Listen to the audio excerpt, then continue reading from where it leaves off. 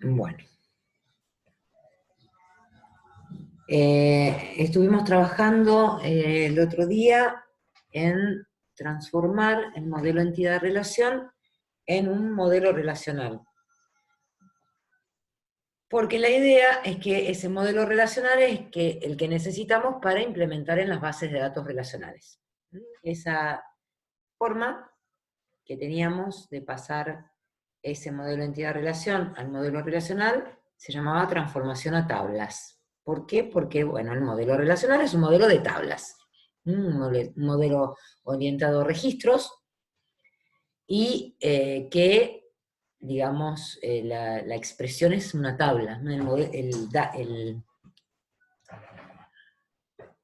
La estructura de datos es una tabla. Bien, pero yo les conté que había otra forma de llegar, sin hacer el modelo entidad-relación, a ese modelo relacional.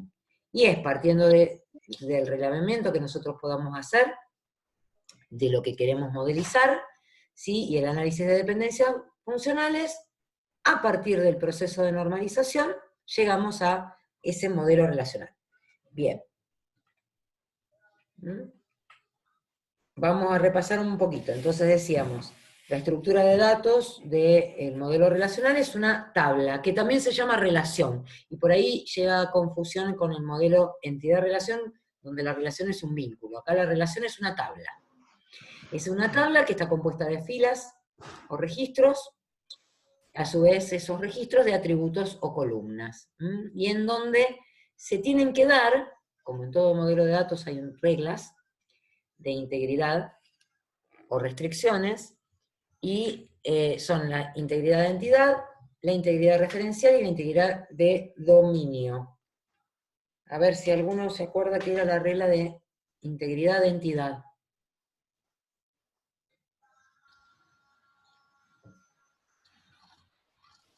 A ver.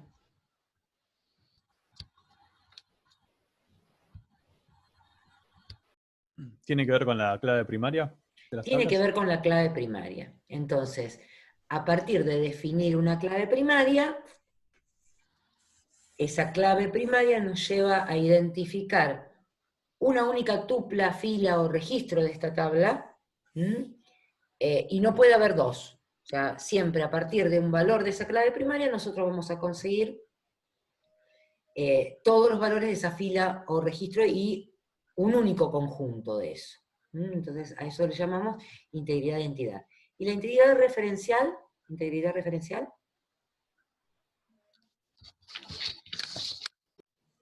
A ver si se acuerdan.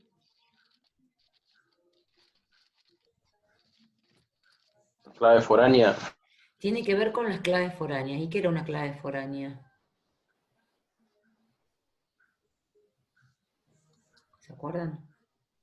La que te permitía navegar a través del vínculo y relacionarlo con la otra tabla. Exactamente, o sea, surgía de un vínculo, y entonces a partir de eso yo, teniendo ese atributo conjunto de atributos que conformaban la clave foránea, esos eran clave primaria en una tabla, en otra tabla.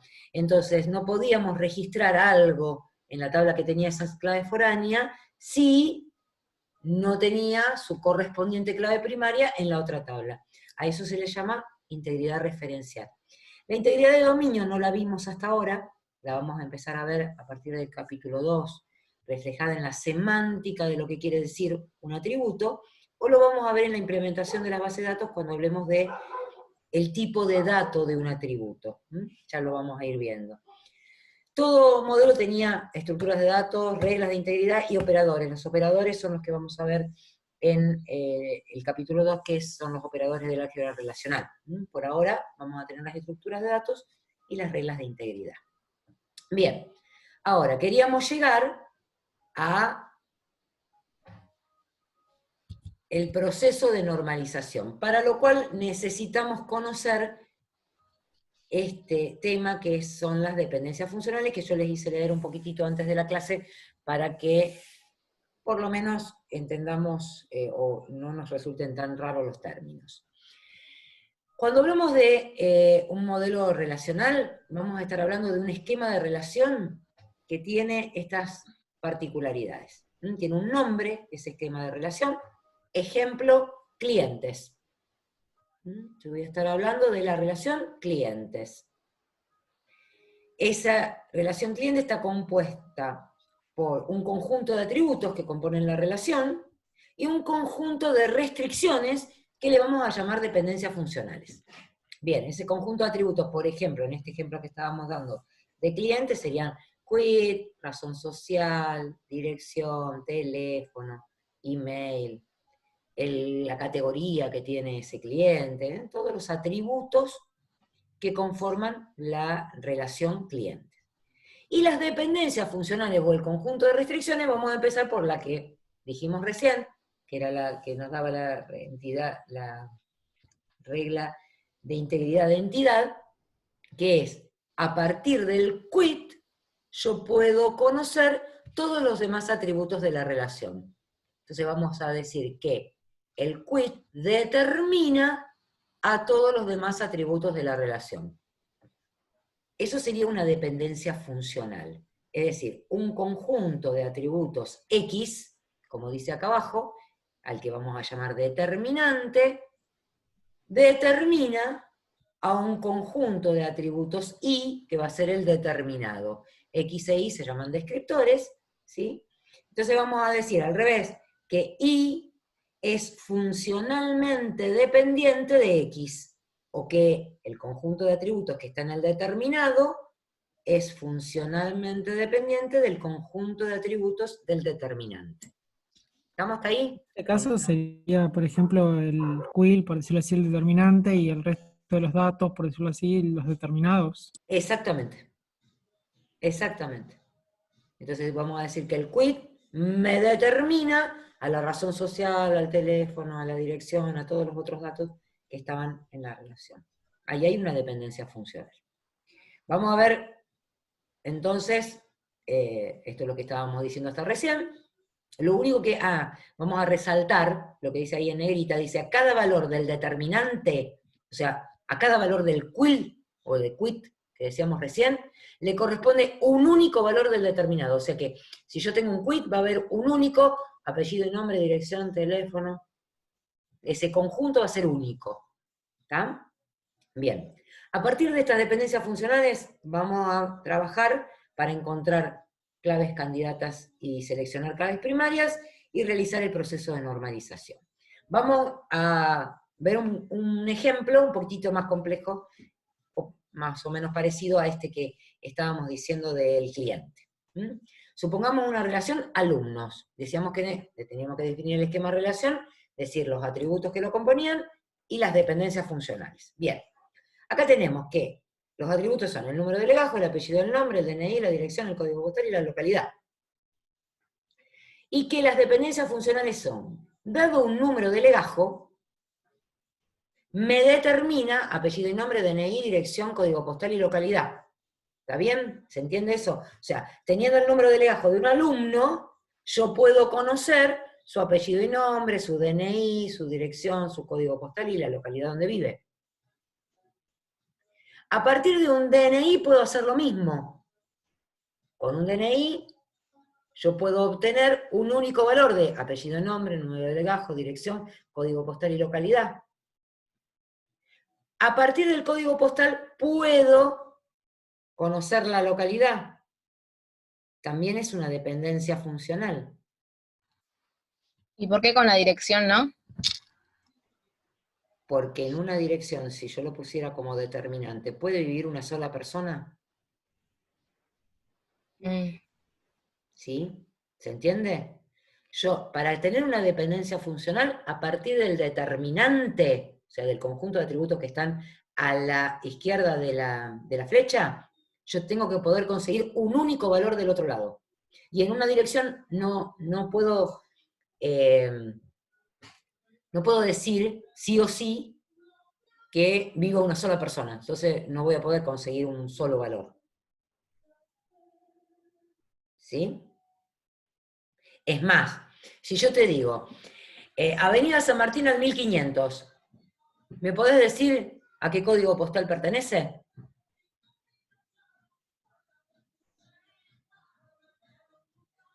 ¿Me podés decir? ¿Sí o no? ¿Cuántas avenidas San Martín 1500 o 1515, vamos a ver, Vemos un montón de lados. existen? Debe haber tantos como ciudades hay en la Argentina. Porque todos tienen Exacto. una avenida San Martín. ¿Sí? O sea que no puedo conseguir un solo valor del determinado, ¿tá? Con ese determinante. Por lo tanto, dirección no puede ser determinante. Ahora, acá hay otra cosa que se puede rescatar de este ejemplo, que es lo que está en azul ahí abajo. ¿Qué pasa con el número de legajo y con el DNI?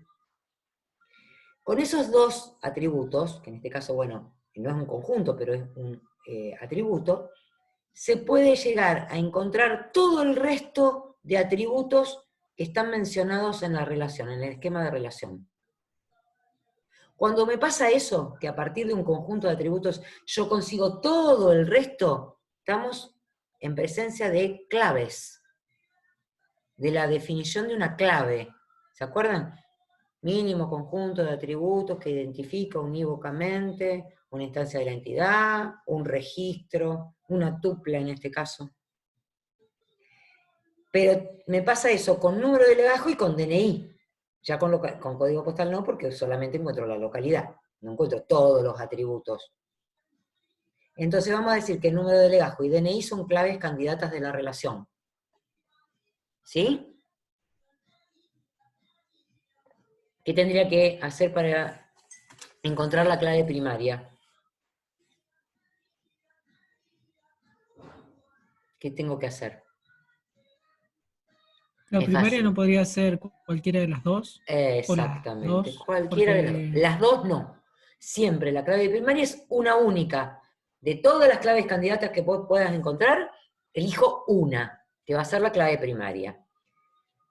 A ver si piensan, ¿qué clave primaria eligió la facultad para registrar a los alumnos? Legajo. El número de legajo. Nos conoce por el número de legajo.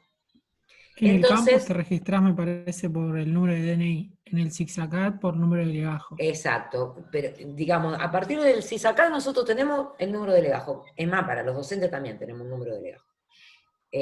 Digamos, la facultad decidió que la forma de registrar iba a ser por el número de legajo.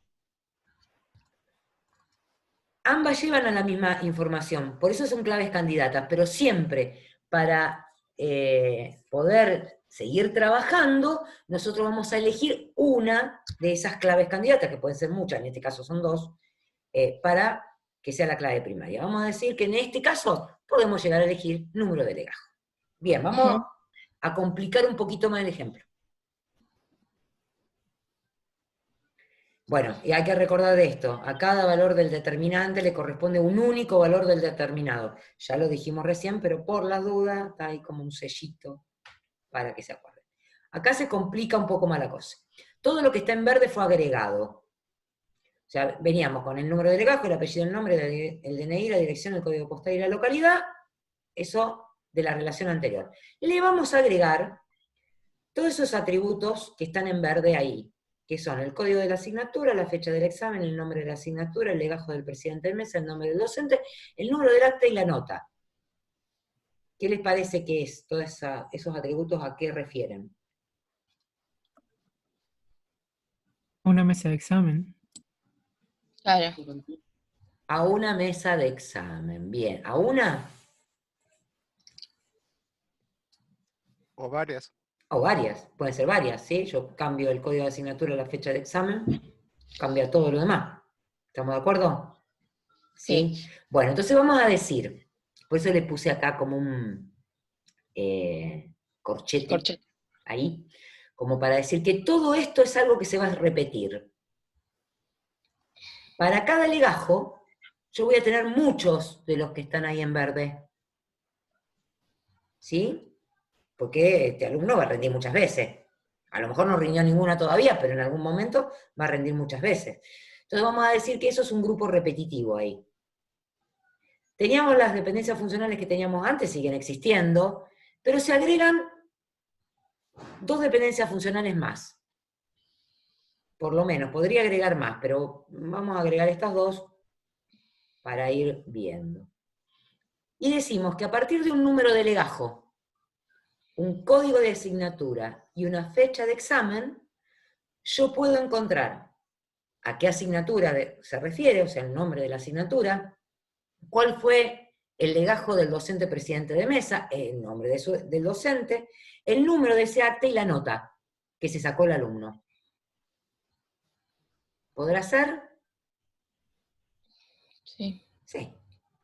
Ahora, si yo les digo que con un número de acta puedo encontrar qué asignatura y fecha de examen fue, también es verdad, porque cada acta pertenece a una sola asignatura en una fecha de examen.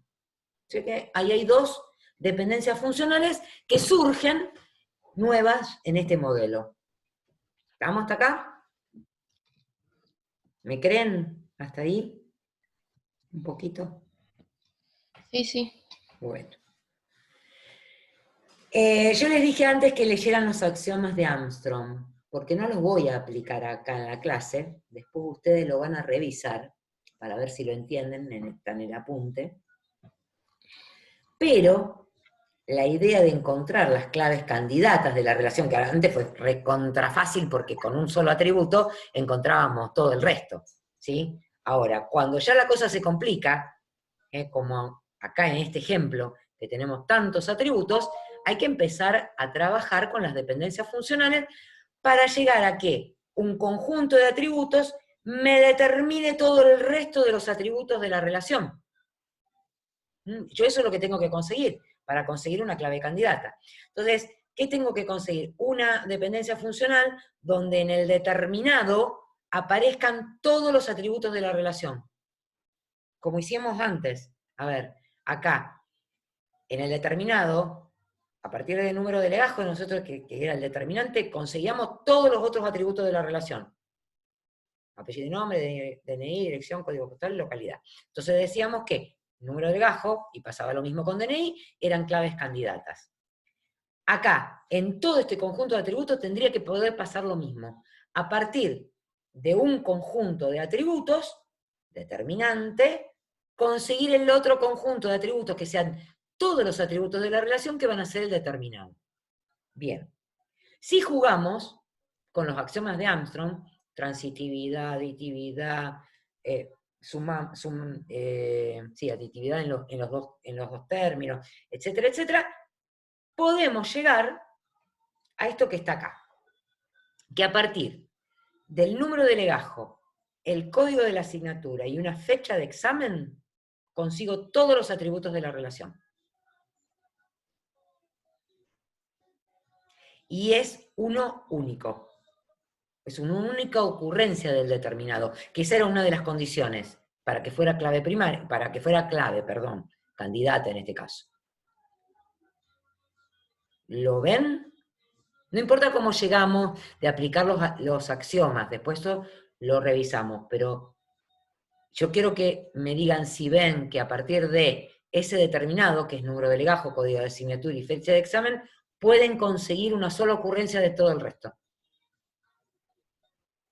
Con un sí, me conformo. Sí, ¿Sí? era lo que esperabas. Era lo que esperaba. Marcos dice sí. ¿El resto? Y con este de acá abajo, número de legajo y número de acta, ¿puedo conseguir lo mismo? ¿Por qué puedo conseguir lo También, mismo? porque el número de acta te da el conjunto, que sería la unión que te da el código de asignatura y fecha de examen. Perfecto. Entonces se entendió que con el número de legajo y el número de acta también consigo todo lo mismo. O sea, ¿qué me dice esto? Que una persona, un alumno, en un acta, ¿sí? Con eso yo consigo el apellido y el nombre del alumno, sí. El DNI, sí. La dirección, sí, porque sigo buscando los datos del alumno, el código postal, la localidad, el nombre de la asignatura. Y esto es un único valor. Toda esa tupla no vuelve a repetirse en toda la tabla. Esa sería la idea. Y estos dos azules, número de legajo, código de asignatura y fecha de examen, o número de legajo y número de acta, ¿sí? Ambos determinantes, son claves candidatas de esta relación. ¿Me siguen hasta acá? yo llego a conseguir, por algo que se llama cierre de dependencias funcionales, que con esas dos determinantes consigo todo el resto, como antes, con el DNI y el número de legajo, conseguía todos los datos del alumno. Ahora, como se complicó la cosa, ¿sí? Tengo que encontrar una clave primaria más grande, con esas características puedo llegar a conseguir entonces todos los atributos de esta relación nueva. Vamos a seguir. Acá está dibujado. Está un poquitito más fácil para que lo tengan. A partir del número de legajo, el código de la asignatura y la fecha de examen, yo consigo todos los otros atributos que estaban en mi esquema de relación. Apellido y nombre, DNI, dirección, código postal, localidad, el nombre de la asignatura, el número de acta, el legajo del presidente del mesa, el nombre del docente y la nota. Espero no haberme comido ninguno, que estén todos. Bueno, a esa la vamos a llamar dependencia funcional 1 y vamos a trabajar al revés ahora. Vamos a decir qué cosas encontramos en esta dependencia funcional.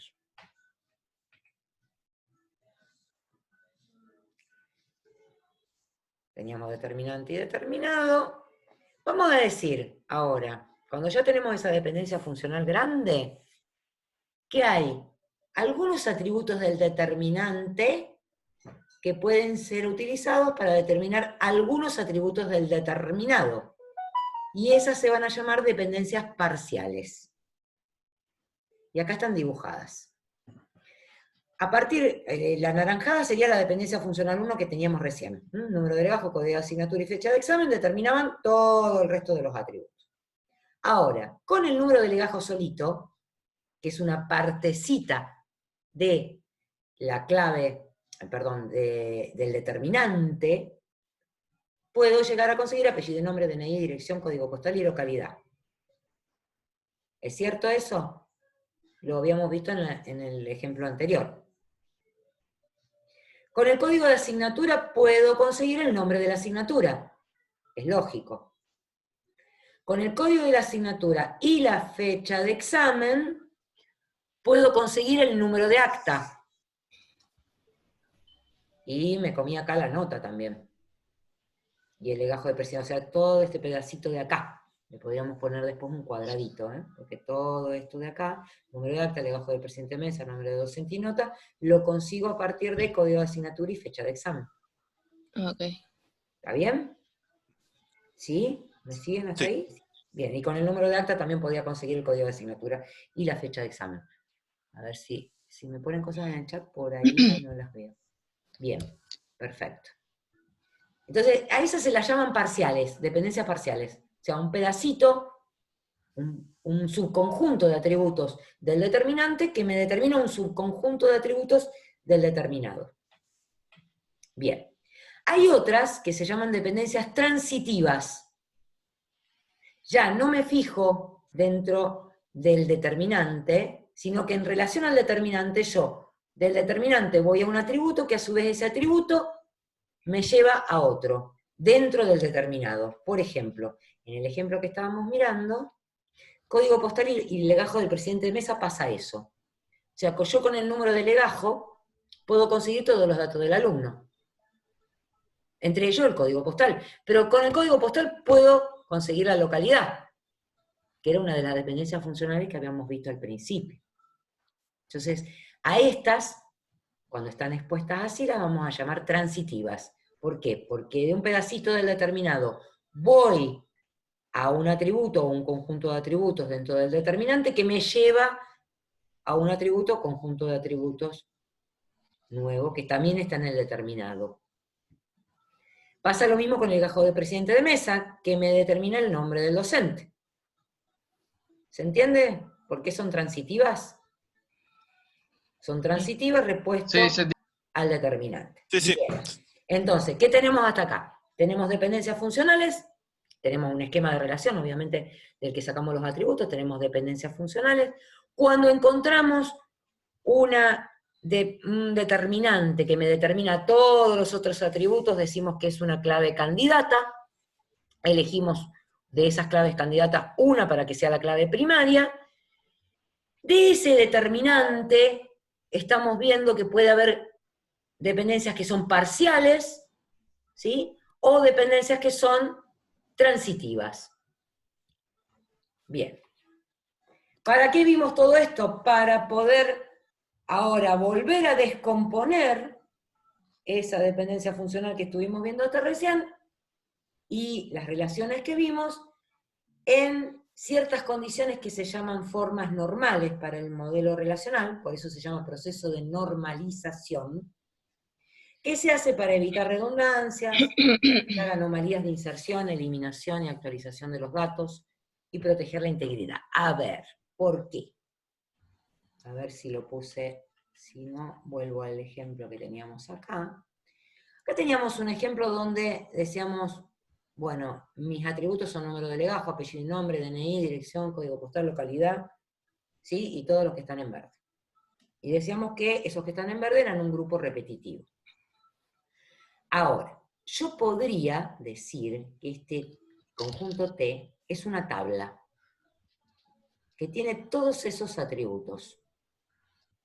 ¿Está? Y todos esos atributos, yo voy completando registros con valores. Si todo eso fuese una clave primaria, no tengo problema, porque sería la superclave, horrible, porque no sería la clave primaria como debe ser. Pero supongamos que yo cada vez que inserto una terna de examen, una nota de un alumno, tendría que ingresar o registrar todos los valores asociados a esa nota. O sea, el número de legajo, el apellido, el nombre, DNI, la dirección, código postal, localidad, bla, bla, bla, bla, ¿sí? El código de la asignatura, la fecha de examen, y la nota que se sacó la alumno. ¿Sí? Esa es mi tabla gigantesca. Puedo implementar un sistema así, y podría, pero es bastante engorroso. Porque imagínense, y por eso dice acá anomalías de eliminación o de inserción, imagínense que en esa tabla gigantesca yo tenga que cambiar la dirección de un alumno. ¿En cuántos registros tendría que cambiar la dirección de ese alumno? Profe, entonces lo más práctico no sería hacer dos tablas separadas, o sea, uno que contenga la información del examen, por decirlo así, la otra del Bueno, alumno, sí, y exactamente. relacionarlos. A eso se refieren las formas normales. A empezar a separar ese esquema de relación para que evitar que haya redundancia de datos y anomalías en la inserción, en la eliminación, para proteger la integridad de datos. Bien, hay tres formas normales por las que vamos a pasar, una cuarta que vamos a ver, y vamos a ver de qué se trata. La primera forma normal dice, cuando usted tenga ese esquema de relación, si tiene grupos repetitivos o atributos multivaluados o compuestos, bueno, vamos a decir que no está en la primera forma normal. Necesitamos hacer algo para que esté en esa primera forma normal, y es que no existan esos grupos repetitivos, ni esos atributos multivaluados o compuestos. Bueno, vamos a suponer que dirección no es un atributo compuesto, ya hemos decidido ponerlo todo junto, apellido y nombre tampoco. Vamos a suponer que esto es todo un esquema de relación que tiene atributos simples, ¿sí? No atributos compuestos, y monovaluados, no hay atributos multivaluados. Pero si hay un grupo repetitivo, dijimos que para un alumno se repetía esto de que rindiera un montón de materias. Y teníamos las dependencias funcionales, que nos decía que a partir del número de legajo nosotros conseguíamos todos los demás atributos, apellido, del alumno, perdón, apellido y nombre, dirección, ¿sí? DNI, teléfono, código postal, perdón, teléfono no está. Y a partir del número de legajo, código de asignatura y fecha de examen, conseguimos de todo lo demás. Bueno, de esta conjunción, vamos a decir que podemos separar una tabla que es de alumnos, que era lo que decía recién uno de los compañeros de ustedes, donde el número de legajo, por venir de la dependencia funcional, sabemos que es clave primaria, que la habíamos elegido, de hecho, antes, porque si no podíamos haber elegido DNI, y esa clave primaria de esa tabla nos permite localizar apellido y nombre, dirección, DNI, código postal y localidad. Y tenemos otra tabla que se llama alumnos exámenes, por ejemplo, que tiene como clave primaria el determinante que habíamos elegido antes, ¿sí? Y como atributos, todos los demás atributos, pero no tiene al nombre del alumno, el apellido y nombre, porque lo dejamos en la tabla de alumnos. Lo llevamos con esa clave primaria. ¿Y por qué no lo necesitamos? Porque ese número de legajo puede ser clave foránea de alumnos, y ahí tenemos una regla de integridad. Y estamos en la primera forma normal. No tenemos atributos o conjuntos de atributos repetitivos. Vamos a hacer rápido, así no se nos termina la clase, y después retomamos otra clase más con ejemplos sobre esto. Bien, dijimos 3 formas normales. La segunda forma normal lo que intenta hacer es eliminar las dependencias parciales. Es decir, esas dependencias parciales, de esas cosas que dependían de una partecita del determinante. Vamos a ver en el ejemplo. En el ejemplo, en la segunda dependencia funcional, nosotros teníamos código de asignatura, y con el código de asignatura obteníamos el nombre de la asignatura. Esa era una dependencia parcial. Entonces, si separamos la tabla asignaturas, y nos llevamos con el código de asignatura esa dependencia, que es nombre de asignatura, podemos estar en la segunda forma normal. No hay más dependencias parciales, o sea, de partecita de una clave. Y nos queda igual que antes, la tabla de alumnos, la tabla de alumnos exámenes, solo que a alumnos exámenes le sacamos el nombre de asignatura. ¿Por qué? Porque lo podemos llegar a encontrar a partir de la clave foránea en asignaturas. Y separamos una dependencia parcial. Vamos a la tercera forma normal. En la tercera forma normal lo que tenemos que eliminar son las transitivas, o sea, las que estaban en atributos que no conformaban parte de la clave. Y esas tenemos localidades, porque estaba el código postal dentro de alumnos, y ahí tenemos que código postal es clave foránea localidades. Tenemos docentes, que estaban dentro del determinado en alumnos exámenes, y entonces sacamos el nombre del docente, dejamos el legajo, que yo acá le cambié el nombre a propósito, porque podíamos tener nombres diferentes, y tenemos las claves foráneas a las que se le agrega que el legajo del presidente de mesa es clave foránea de docentes, legajo del docente. Bien. ¿Cómo podría repetirlo? Vamos a repetir acá. Yo saqué las dependencias transitivas, ¿sí? Si volvíamos al dibujito acá, las transitivas eran código postal y legajo del presidente de mesa. ¿Sí? Entonces vuelvo acá. Una más. Yo saqué código postal, esa dependencia transitiva, me generó una tabla de localidades. ¿Sí? Saco esa dependencia transitiva, saco localidad y la llevo a la tabla de localidades, pero dejo obviamente el código postal acá para hacer de clave foránea localidades. ¿Esa se entiende? ¿Sí? Sí, sí. Bien. Sí, Lo sí. mismo pasaba con docentes, tenía el legajo del presidente de mesa que me determinaba el nombre del docente. Yo acá le cambié el nombre a ese atributo porque me gustaba más, que se llame legajo del docente. Entonces dejé una tabla de docentes con legajo del docente y el nombre, y saqué el nombre del docente de esa dependencia transitiva que tenía acá, y me quedó legajo del presidente de mesa, es clave foránea docentes, pero se llama legajo del docente. ¿Está bien? Y todas tienen not null. ¿Ahora se entendió? Y la tabla de alumnos exámenes queda igual, ¿no? Queda igual, lo único que hice fue sacarle el nombre del docente. ¿Sí? O sea que a partir de un número de legajo, un código de asignatura y una fecha de examen, tenemos el legajo del presidente de mesa, el número de acta y la nota. ¿Está bien?